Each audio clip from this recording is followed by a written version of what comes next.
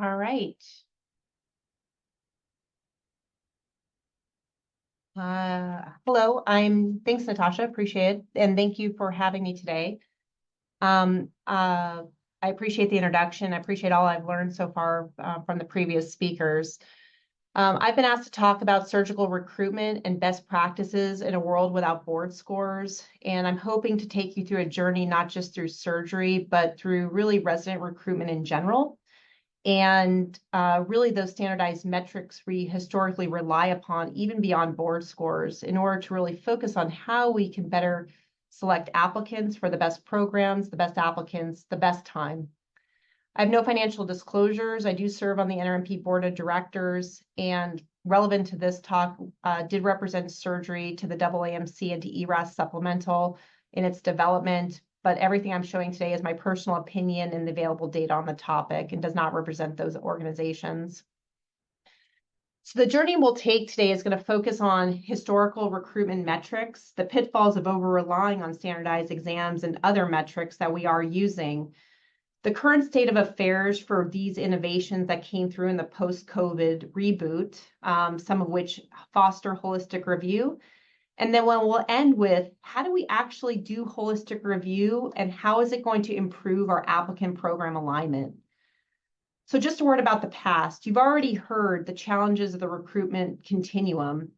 In spite of every data point we have, we know that application numbers are increasing, and they're increasing far beyond every data point that tells us what we actually need. And the challenge is that applicants have no voice in the sea, and programs simply don't have enough time or people power to understand that alignment or for applicants to communicate that alignment. And so the subsequent event is the hard filters like standardized test scores, which are well known to have been relied upon to filter through quickly and make decisions.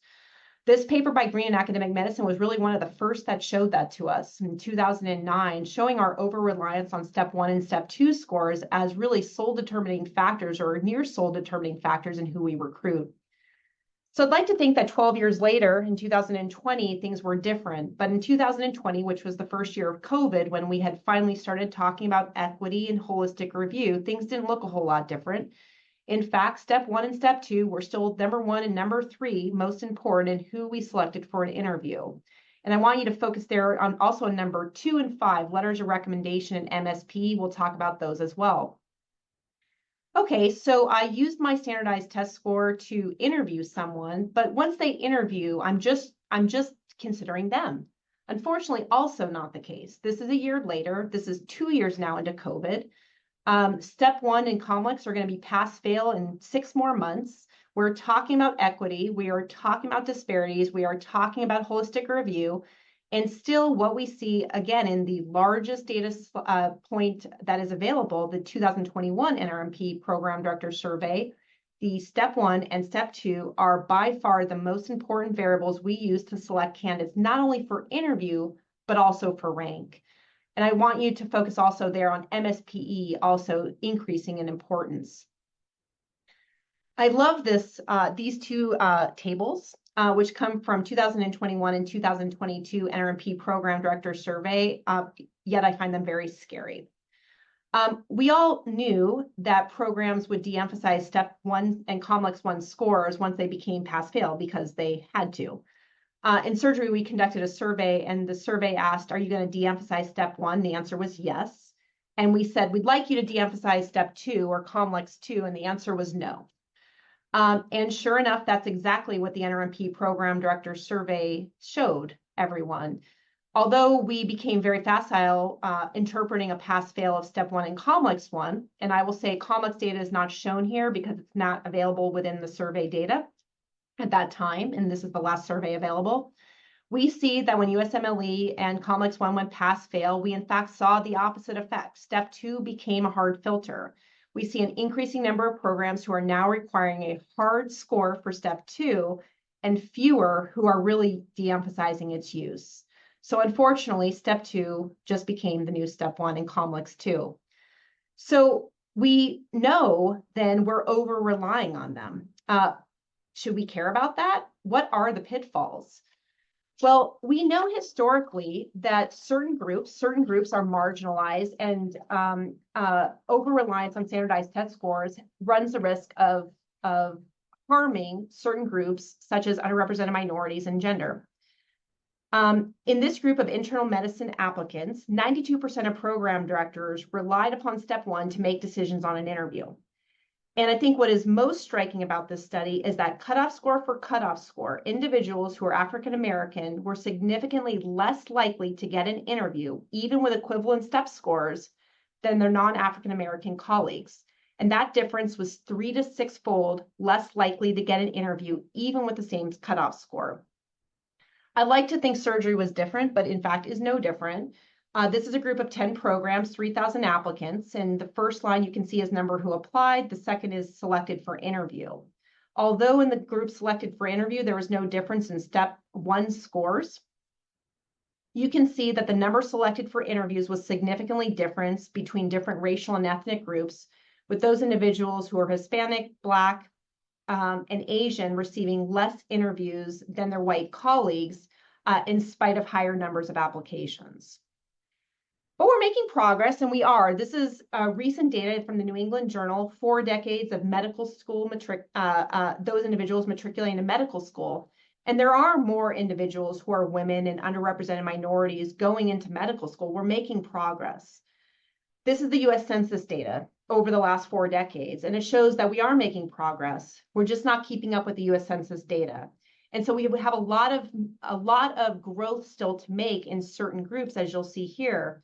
You can still see that individuals, white, Black, Hispanic, American Indian, Alaska Native, Native Hawaiian, and Pacific Islander are still represented lower within medical school training compared to the US Census data.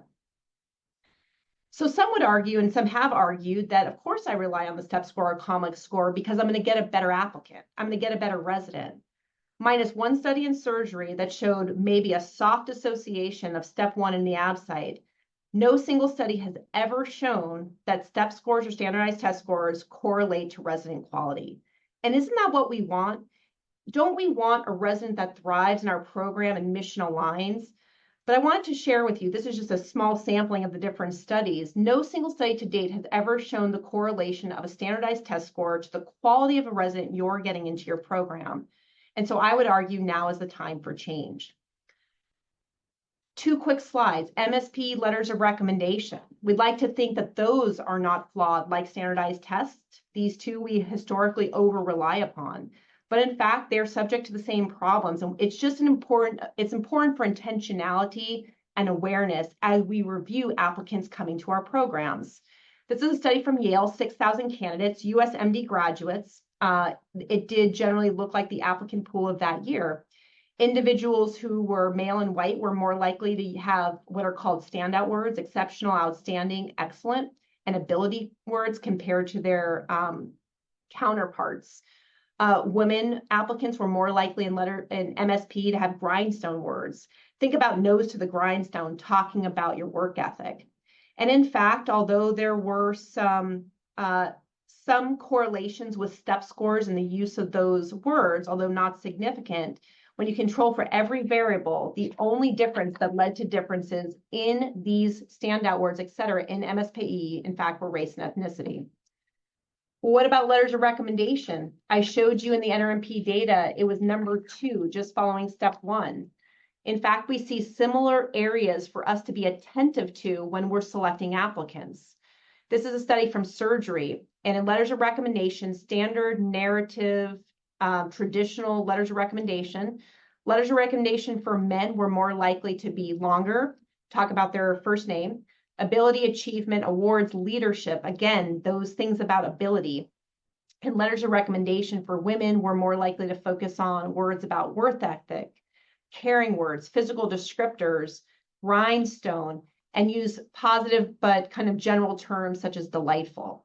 And it's not just surgery. I wanted to really show that when we're reviewing applications, our need for intentionality across all specialties, whether it be hand surgery, radiology, orthopedics, really other than OB, every single specialty has a paper showing where we really need to be attentive to our areas where we might not be aware.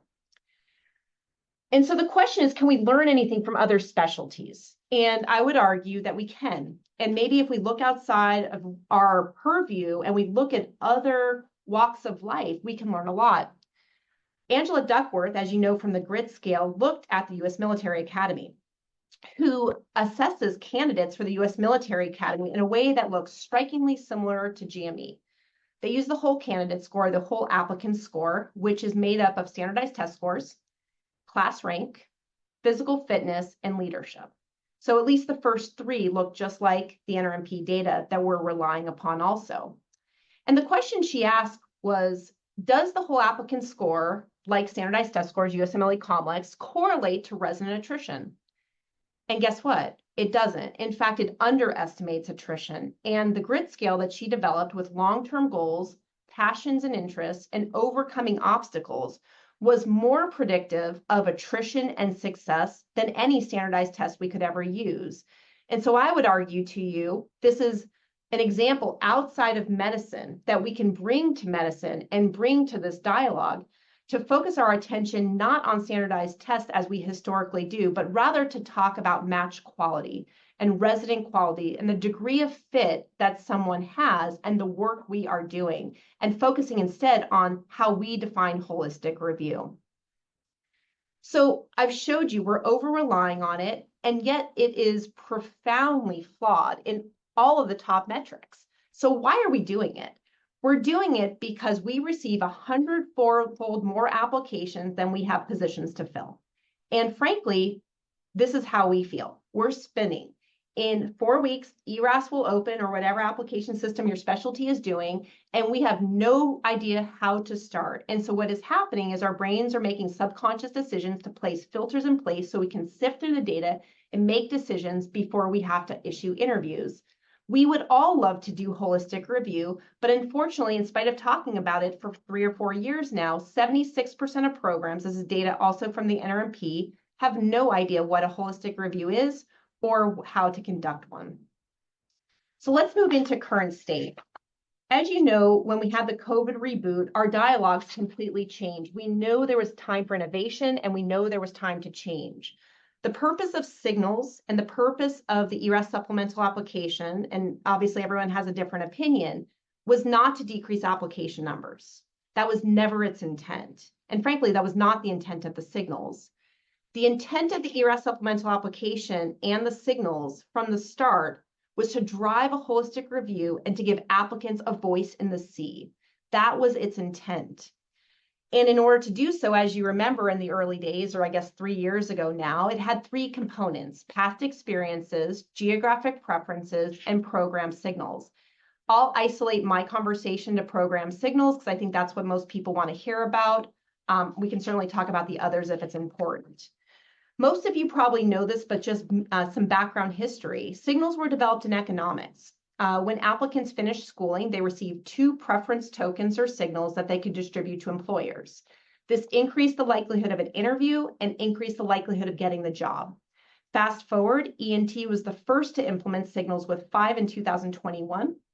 And due to the positive correlation of the signal to the interview, at that time still no match data, this led to the development of a supplemental application and preference signaling in surgery, medicine, and dermatology in 2021. And at that time, all programs were doing small number of signals. The goal of the first year was small. The goal of the first year of program signals in the ERAS supplemental application was, number 1, does the presence of a signal significantly increase the likelihood of you getting an interview? And the answer was yes. We weren't surprised because it had been shown in ENT and shown in economics. What was more important, in my opinion, was the second question. The second question was, does the presence of a signal disadvantage groups who are historically disadvantaged by the metrics we're already using? And the answer was no.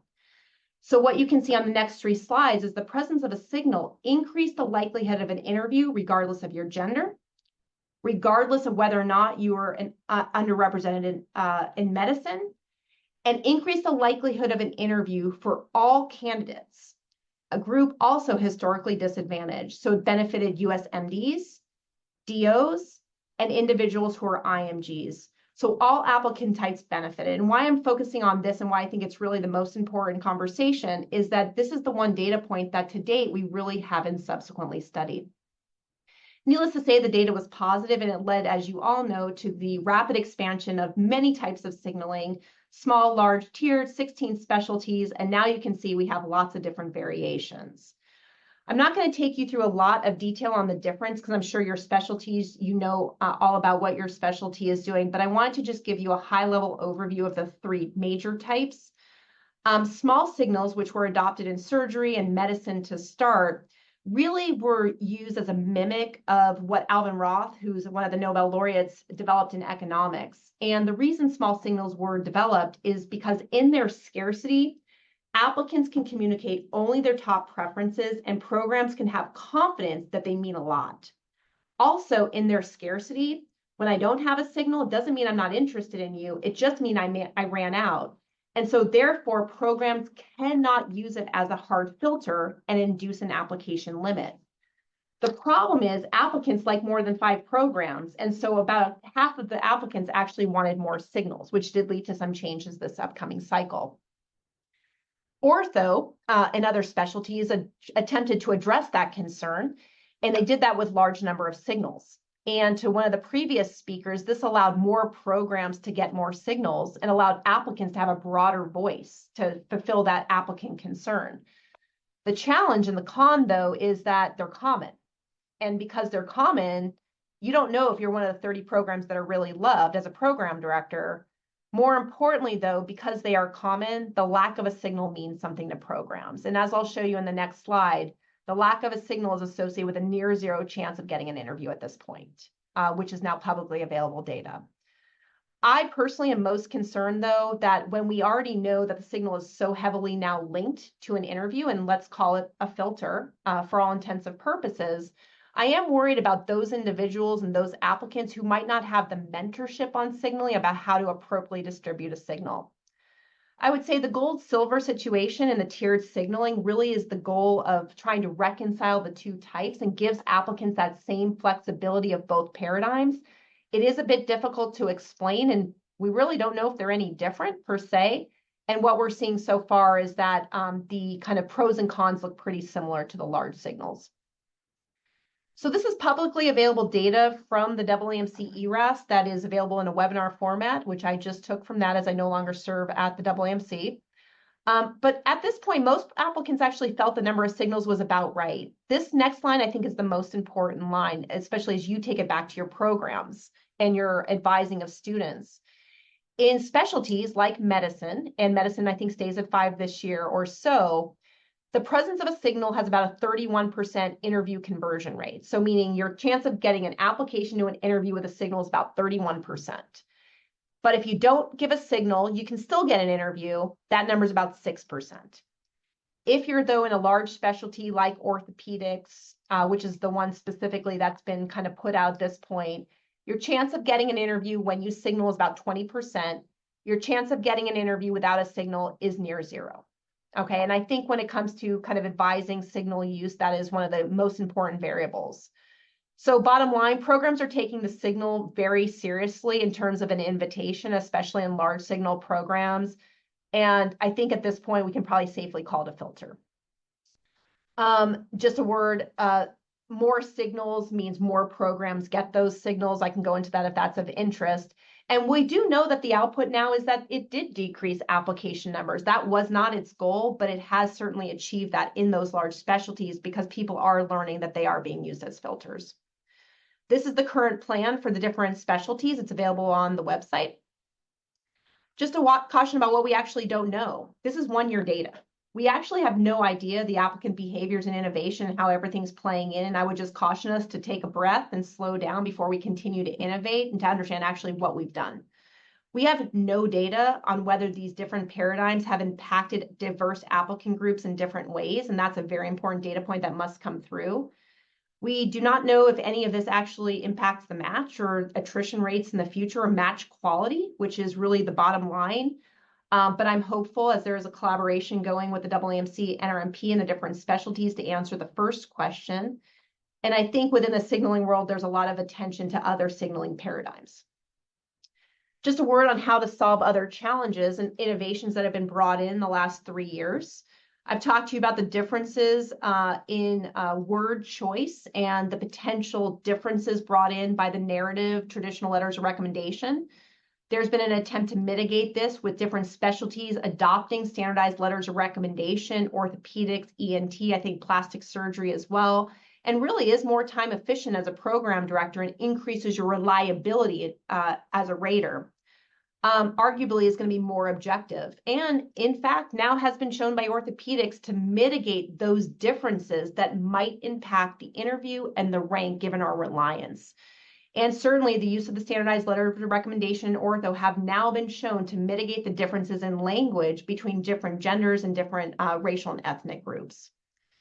A word about single first round interview releases, so that people understand why they're being used and how to educate or inform your applicants or your program. So single first round interview releases were first developed by OB prior to signaling, and it was really a primary response to interview hoarding. Certainly another reason it was being adopted by OB and surgery and why we adopted it was our concern about applicant anxiety. As you know, once applications or interviews go out, applicants are always on their phone. They are certainly not taking part in sub-Is, and their primary focus is not missing that email. Really, though, another benefit in addition to addressing that concern is interview hoarding. Interview hoarding means that we have interview-rich candidates who take up more interview offers than they need to successfully match. And what happens is this depletes the pool, and so we have a larger interview poor candidate pool. The single first round interview releases aim to reduce hoarding, essentially, and improve anxiety. Because if you release all of your interviews in a week or in a day, then it allows the interview-rich candidates to prioritize, put the ones they're not going to use back in the pool to redistribute to interview poor candidates. And as you can see from the OB data, in fact, this does help reduce hoarding and starts to put the interviews over a broader range. And then the final innovation that helps to bring in holistic review we'll talk about next is situational judgment tests. This is just another secondary application, just like the ERAS supplemental was.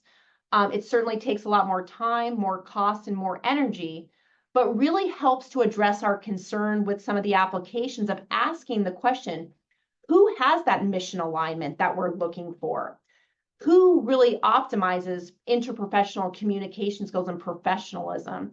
And in fact, in surgery, a number of groups have looked at this and some other specialties at this point. And the programs now have uniformly shown that the institution of situational judgment tests, asking mission-based questions within the process, allow them to identify applicants they would otherwise have missed if they relied solely on those traditional metrics we over-rely upon. So to close out this talk, what about the future? What is holistic review and how are we going to do it? The AAMC defines holistic review as a flexible, mission-based approach to recruitment, looking at an individual's competencies, their experience, their attributes, and their metrics in order to contribute to your program's unique goals, your learning environment, and your practice of medicine. Do we know it's important? We know it's important. This, again, is the program director survey from the NRMP. We don't know how to do holistic review. We know that.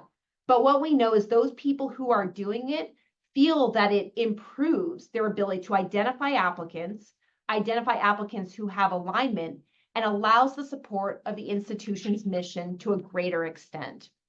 And it's been shown in the UME sphere. In fact, it's now been shown in the GME sphere.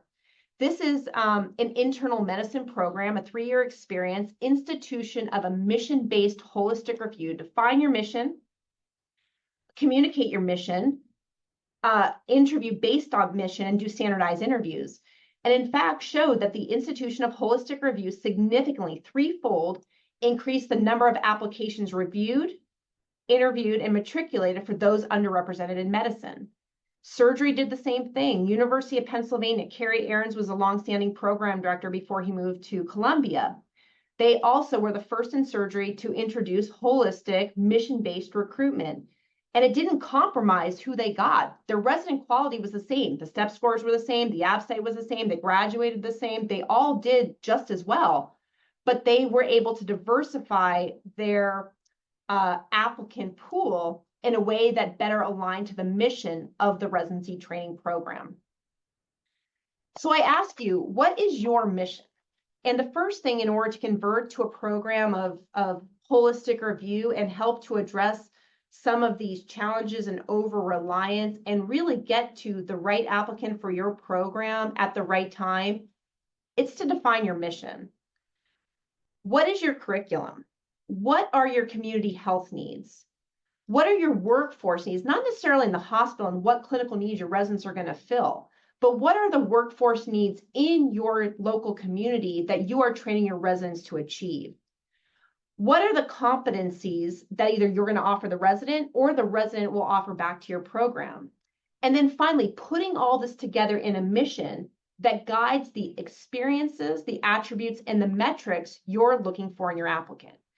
And so if you can define your mission within your program education committee or PEC, define your mission, and then within your mission, what are the experiences, what are the attributes, and what are the metrics in an applicant you're looking for? And so at the University of Massachusetts, in my program, these are our attributes. And so specifically, I distribute our attributes to every individual interviewing in our program before they arrive, so they know exactly how we invited them, and they know exactly what they're going to be asked on the day of the interview. And so these are just an example of, for our program, how we feel we best fulfill our mission. I think it's all about being intentional and intentional assessment. After you create those values, the next step is to create your talent scorecard or your rubric. Define which of those experiences, which of those metrics are important for your interview and your rank, and to weight those. And then put it into practice. As an example, this is how we've done it. And again, I'm not sure it's the right way. It works for us, and other folks will do it differently, and it might work just as well or better. Again, going back to those attributes, what are those attributes? What are those ranks? And use that as your primary determining factor, where you de-emphasize those metrics that are historically perhaps prone to some differences. And then incorporate a similar talent scorecard into the interviews. Other interviews are going to talk about the interview process, so I am not going to do this, but I'm just going to close with, how do you close the cycle?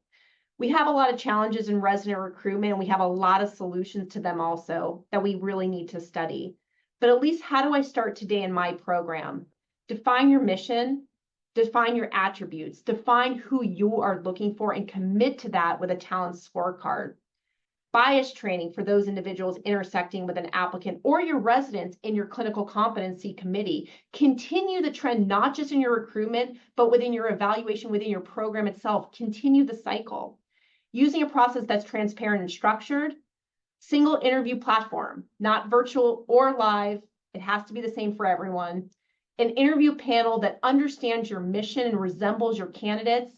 And then take a hard look at what you did and accept that not everything was perfect, and revise and move forward. I'd like to thank you for your time. If I can stop sharing.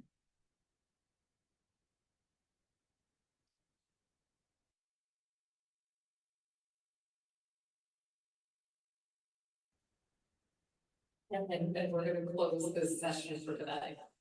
So thank you again to all our speakers. Thanks for having us. Thank you. Thank you. Have a great day.